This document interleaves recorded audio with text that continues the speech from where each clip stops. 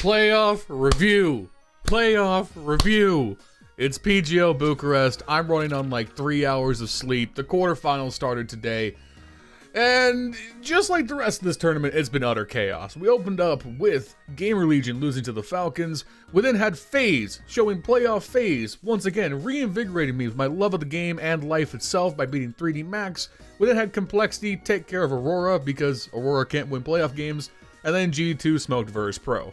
With our semifinal matchups tomorrow between G2 Complexity and Faze and Falcons, we have two very distinct, equally hilarious possibilities for who will be entering the grand final. So let's set things up one at a time, and at the end of the video, I'll give you guys my prediction for tomorrow as well. If you guys like this content, please help me reach 5,000 subscribers by the end of this event. If you haven't subbed already, check and make sure you hit the button. Make sure you leave a like and a comment down below as well. And lastly, before we get started, I would like to thank today's sponsor. That's right, this video is sponsored by Skin Club. They're one of the most popular case opening sites in the scene with over 100 custom cases backed by their provably fair system. You can open cases individually or wager your winnings against other users in case battles, either with players around the world or privately with bots if you want to avoid being smurfed outside of Premiere as well. But wait, there's more. Skin Club runs monthly events with free rewards to earn, free daily cases, and if you don't like what you earned, you can always go for a cheeky little upgrade to get something you do. If you want to play on Skin Club, you can do so at the top link in the description down below and get a 7% deposit bonus when you top off your account with credit card, crypto, or the 5,000 Peach 50 sand dunes in your inventory. Please gamble responsibly and only do so if you are over 18 and live in a country or jurisdiction that doesn't restrict gambling. Gambling can be an addiction, and you should never gamble for the purposes of making profit. Only wager what you are comfortable losing. If you or a loved one are suffering from gambling addiction in the US or Canada, you can reach out to 1-800-GAMBLER toll-free to get help. I want you to be safe and healthy always, so seek help if you need it. And thank you to Skin Club for sponsoring this video. Alright, so we kicked things off with GamerLegion taking on Falcons, and honestly, this should have been a series that GamerLegion should have come out on top of. Obviously, we know the Falcons are making a switch, Dexter's on his way out, and you know, in fairness, Falcons are playing with nothing to lose. Dead roster buff is definitely a real phenomenon, but even then, GamerLegion already beat Falcons at this event. They've beaten them previously. I just feel like GamerLegion are better in this matchup, despite the names on Falcons admittedly being better on paper. So I feel pretty vindicated on that take when on the first map Train, GamerLegion jumped out to a triumphant win going 13-7. They had a dominant CT half going 9-3. They split the T half 4-4, but they made sure they kept Falcons on a leash. The big thing to note right away is that Nico was off to a poor start. He ends the map going 7-15, Dexter going 8-14, Tessus going 11-15. If Falcons are relying on Magisk and Kicksand to get basically all of their T-side kills, then Falcons are fucked. And on the reverse side, everybody on GamerLegion was getting theirs, ZTR aside. Even Towson went 14-10 and had some moments of good impact. You had Rez with great CT side holds. PR continues to be one of the best finds of the season, and then Slend is just a steady force with the opposite hands. He had that great play from Z where he shoots the bomb planter through the smoke with 2 seconds left and just ends the round for Falcons. So everything's working well for GamerLegion. You got Falcons off to a slow start. You need to end this series now. And both of these teams are good at Inferno, but I feel like GamerLegion should be winning this game every single time, and they come out and things fall flat. Now it's Rez having a bad game, and while Nico isn't playing like Nico numbers, he's at least not playing terrible. And just look at the spread for the CT side of Falcons here on this first half. Every player had 9, 10, or 11 kills. They all had equal opportunity to impact on these round wins, and these rounds were still close. GamerLegion got the bomb down on several occasions, but they just couldn't convert 2 rounds in a row at any point in the half, only winning 3 total T rounds. And when you're already struggling like that, we know the numbers at this point. If you can't win that second half pistol and start off with some early momentum, you're rarely, if ever, going to be able to dig yourself out of that kind of hole in an MR12 format. Falcons take both the pistol rounds, they convert the second round after on both, and even though GamerLegion won both third round efforts after saving on their first buy rounds, it's just not enough. You broke the Falcons' economy once, but they're already so close to match point, you're playing on razor thin margins, and most of all you're playing with your best player not really there in the server. It's just too much to overcome, so Falcons equalize the series 13-7 and into an ancient decider.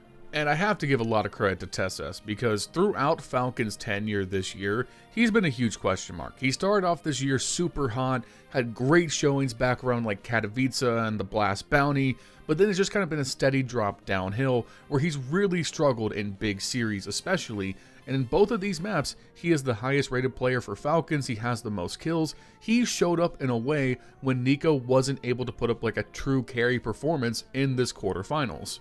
Now, things were really close going into the second half, and when GamerLegion jumped out and won the pistol, I think they were in a great position to start making a second half run. The problem is, they failed to convert the Force Buy War into the Falcons. And it comes down to this really hectic B take early into the round. GamerLegion, they trade for site control, they end up with the B site 4v3, the bomb starts to go down, and Magisk just gets that lineup through the smoke on long B, takes down the bomb. As he's doing that, Nico creeps up the short side, gets on the edge of the smoke, takes care of PR. It leaves Rez and ZTR in a 2v2 situation. Bomb strand on the site. They pause, try to play out the time a little bit because there's still about a minute 10 on the clock. They manage to get the bomb, get through into the CT side of B because Magisk and Dexter have gone to rotate all the way around through mid to go into caves. So that gives GamerLegion a window to go and get the bomb down on A. It comes down to this 2v2 post plan. Magisk gets a great double with the FAMAS, and suddenly Falcons are back in the driving seat 8-6 with a broken economy on GL's hands. In the next round, they're on the Tech 9 Armor Force Buy. They try to get into A, they get stonewalled completely, and from the 6-9 scoreline, nice. GamerLegion just run into a brick wall. They can't convert any more rounds. They only managed to win one more round for the rest of the series. And it definitely comes back to a little bit of the commentary I laid down yesterday about who would I trust more to win a big playoff series right now, GamerLegion or 3D Max. Of course, neither of them won today, but I feel like GamerLegion are still just a little bit too young, a little bit too unused to this environment, Rez aside, and I think ZTR just needs more experience making these mid-round calls and pressure situations, because one thing that I think I have noticed is that when they get pushed up against the wall like this and they're facing elimination, they just get a little more simplistic, a little more default heavy, and just kind of take some of that edge away that I think they've shown in other matchups. Anyways, making the quarterfinals here is still impressive for GamerLegion. Falcons, dead lineup buff, they move on. Let's go ahead and move on to our next series, 3D Max versus Faze. And what else can I say other than that, man, it's a beautiful day. The sun is shining. It feels like there's hope in the world because for the first time all year, we finally have playoff Faze, baby! Putting the French in full-on retreat, 13-0 on Anubis. Oh, it feels good. Frozen, my muse, leading the charge, man. And then we follow it up with a dominant 13-5 win on Nuke. We are so back. Faze are so back. It's I hope it's not fleeting. I hope this isn't a mirage. I hope I'm not just lethal dosing on Copium right now. But listen, Faze played a good game. They dominated their opponents 2-0. I haven't had that in who knows how long. Let me have this. On a serious note, I do want to kind of parrot what Maui Stank said on the analyst desk after this game, and that's that this was probably the worst T-side I've seen from 3D Max in quite some time. Again, this is a team that has defined itself not by the individual prowess of its players, but by the way that they have shown incredible depth in their T-side approaches, throwing multiple looks, layered mid-round calling. They were just executing their playbook at an extremely higher level than their opponents, and it was making up for that firepower gap. But here, it just kind of looked like they were lost. I don't know if that's just a byproduct of already getting beaten down in the first game or what, but this was the most simplistic, under-delivered offense I've seen Maka deliver since 3D Max started turning heads a few months back. And again, I just want to point this out as well. I pointed this out yesterday.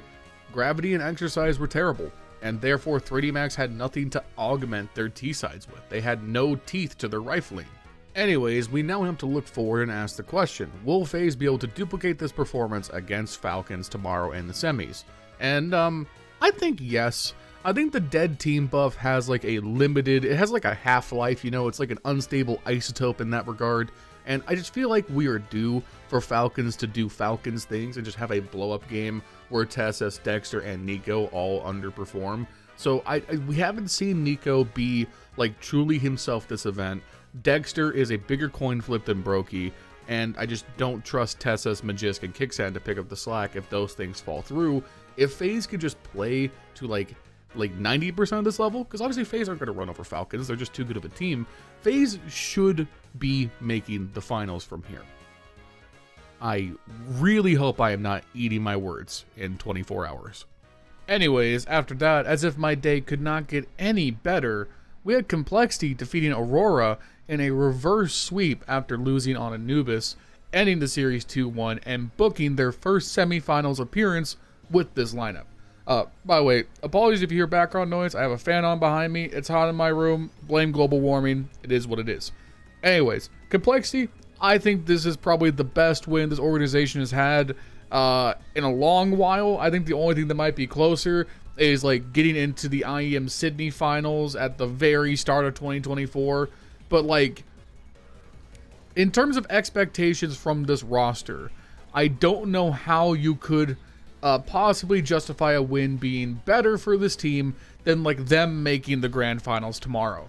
Because again, no expectations for this team coming into this tournament. Grim, Halzerk, Sixy, Nyx, they've all played fantastic. The calling has been great. They've been a revolution on Train. And probably the best part, if you're like a Complexity enjoyer here, is I don't think you can honestly look at this series and say that Aurora threw. This was not Aurora going missing in a playoff game. They got straight up beat by Complexity. Like, they played good. Zontares was good. Jota was good. Wakadia was good. The calling was up to the usual standard for Eternal Fire. They simply could not beat Complexity in the key rounds down the stretch on Trainer Nuke, and that makes this win so gratifying for this Complexity team. Now, you start off, you lose on Anubis 13-9. Listen, that's understandable. Aurora, they're the best Anubis team in the world. Zontares played great, had 20 kills and 1.5 rating. If there is like a window of hope here for Complexity this early on in the series, is that Grim has maintained his performance from the group stage. He had 22 kills himself, a 1.28 rating. Sixy was also fantastic. Halzerk got just abused, but again, it's Aurora, it's their map, no big deal.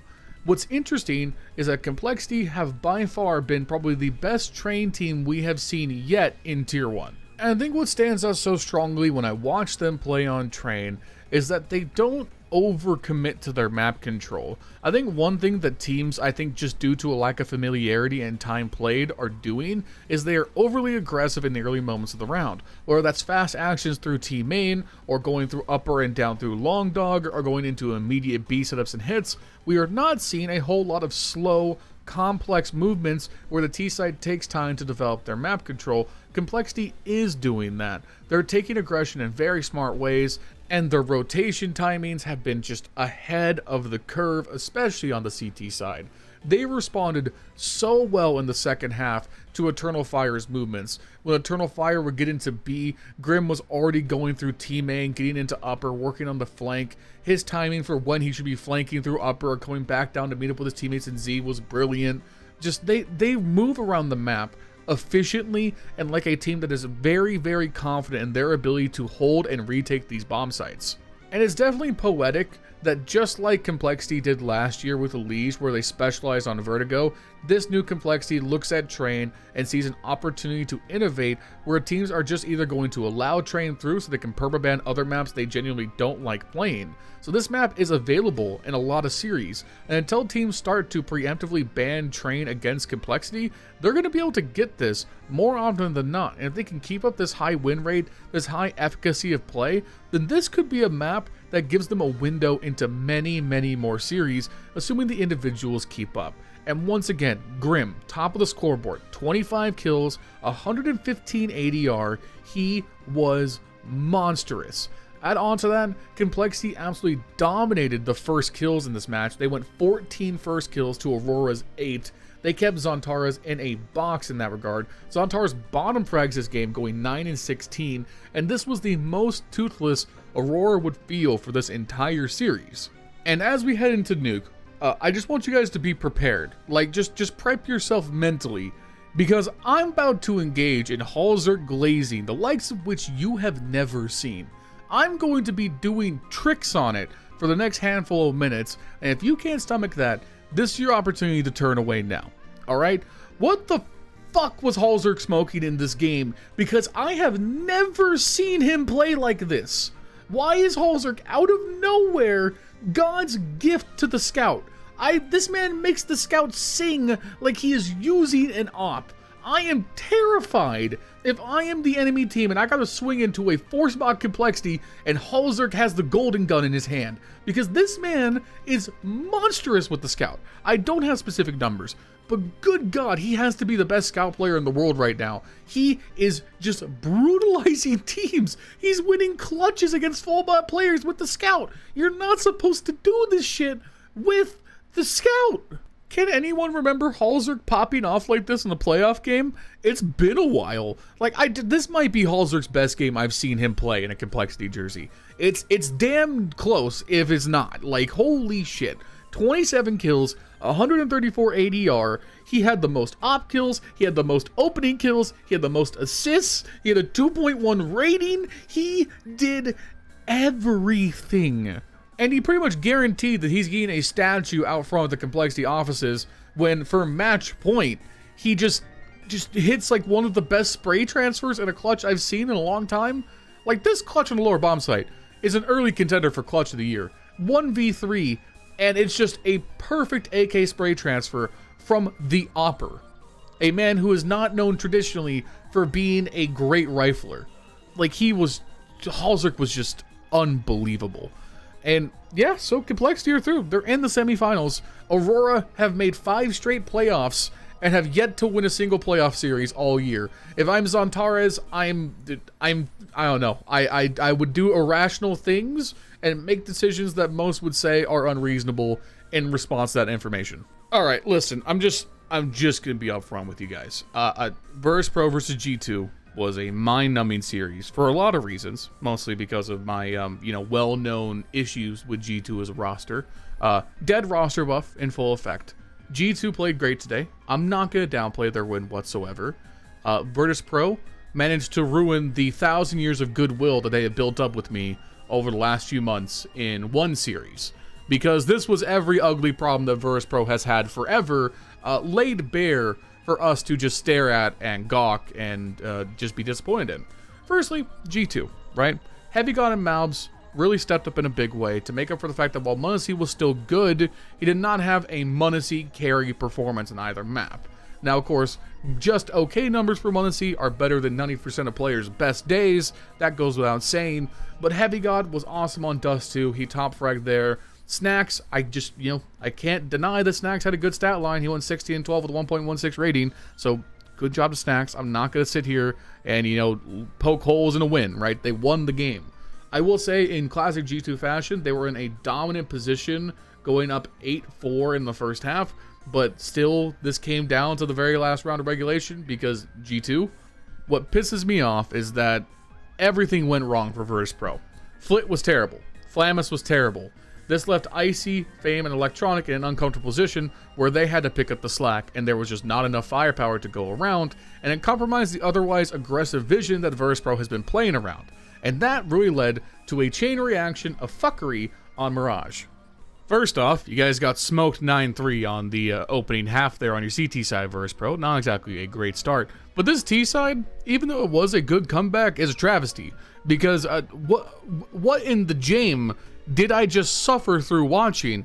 Because why did you guys just waste the timer on like 5-6 straight rounds just going down to like the last 10 seconds? Like this is 2015? Electronic, I've been trying my best to give you the benefit of the doubt, dog, and you were playing so much more aggressively, so much different than last year's Vergil'sPro, but this was like staring into a wormhole of 2024 Jame-led VP, and I hated it. It was so awful. It was so bad that the casters were remarking on it, because why? Why aren't you playing your normal style? And then how do all three of Flammus, Flit, and Icy have 0.6 ratings for the map, dude?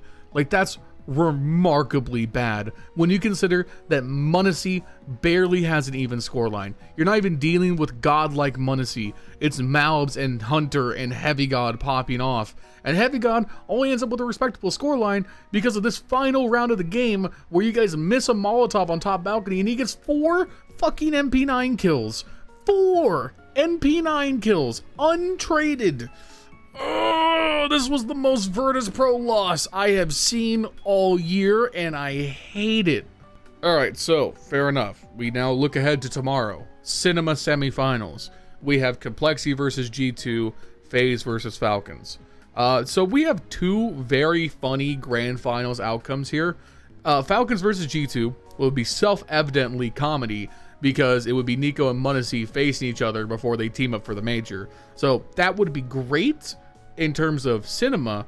However, I want Faze in the grand finals. So I think the equally fun outcome would be Faze versus Complexity, because it would be a rematch from the groups, and it would be Elige facing his former team in a grand finals. Like, the storylines just write themselves, right? The worst outcome would be like a mixture of the two, like a Complexity versus Falcons, a Faze versus G2. Any of those finals outcomes I think would be bad. So I'm just going to go ahead and lock it down with my gut. And I'm going to say that the outcome for tomorrow will be Complexity beats G2 in 3 games. And then Faze beats Falcons. And I'm going to stand on it. Playoff Faze. Faze are winning in 2 games. Anyways, make sure you guys take a second, leave a like, leave a comment down below, subscribe to the channel if you haven't already. I want to hit 5,000 subscribers right now, so do it. Thank you to Skin Club for sponsoring this video. If you check the top link in the description, you get 7% deposit bonus next time you fill up. Please gamble safely and responsibly. Thank you to my channel members, Justin, Jesse, Furley, Milan Berta, Bubblesj, Dr. Cocktor, Patatas Kaftesi, PTR, B1, Cody Foxworthy, Justin Vander Vegt, I am Flashbang, Snowy White, Rowdy, Vergil'sPlasticChair, Sid Pro 12. If you want to become a channel member, you can do so with the link in the description down below for $5 a month to keep gaming the video just like this, as well as a custom role in our community Discord. Thank you so much to our channel members. And lastly, follow me on twitch.tv/LionHeartZ2. I'll see you guys soon with another review, recap, video.